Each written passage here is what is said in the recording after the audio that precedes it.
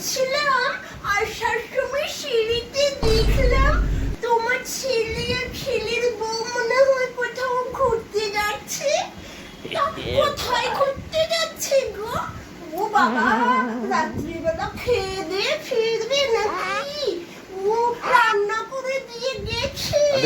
হয় অমনি চলে এলো, হয়ে গেল, চলে এলো। এবার সারাদিন ওরা খালি চুগলামি করা, খালি এর কথা ওর কাছে বলা, ওর কাছে ওর কথা বলা। হ্যাঁ, এসছো তো, এসো, বসে পড়ো, এইখানে বসো। ও দিদি, বলছিলাম কি তোমাদের সন্ধ্যেবেলা খাওয়া হয়ে গেছে গো? চা খেয়ে নিয়েছো? হ্যাঁ হ্যাঁ হ্যাঁ, আমাদের চা খাওয়া হয়ে গেছে। 6:30 তো আমাদের চা খাওয়া হয়েই যায়। খাবে বলে এরকমই করছে।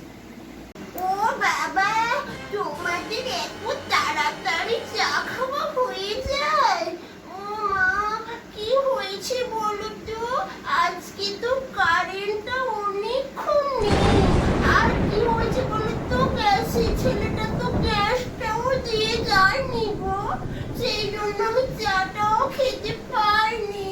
আর আমার তো মাথাটা ধরেছে না, বামটাও কি চুলোর মাথায় নিয়ে চলে গেছে, যে একটুকু বাম দিয়ে আমি মাথাটা একটুকু মেসেজ করব।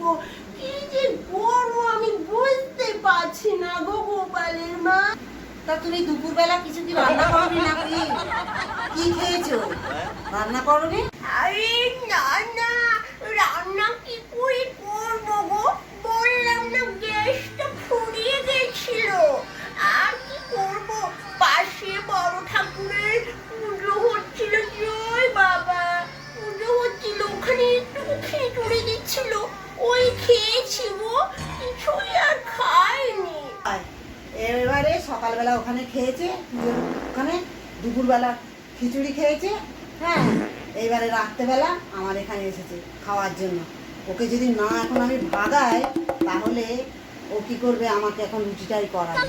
হ্যাঁ, আমি বাজারে যাবো। এই চলো তো, চলো চলো, আমি একটু বাজারে যাবো গো।